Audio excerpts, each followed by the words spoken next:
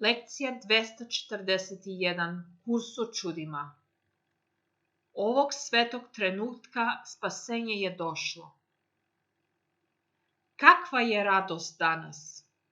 To je vreme specijalne proslave, jer današnji dan nudi trenutak zamračenom svetu u kom je sadržano njegovo oslobođenje. Došao je dan kada žalost odlazi i bol nestaje. Slava spasenja osvanula je danas svetu koji je oslobođen. Ovo je vreme nada za nebrojene milione.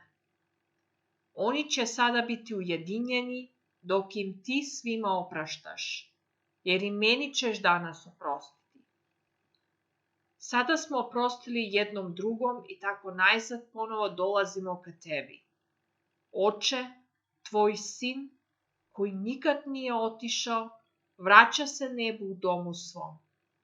Kako smo radosni što nam je duševno zdravlje povraćeno i što se sećamo da smo svi jedno.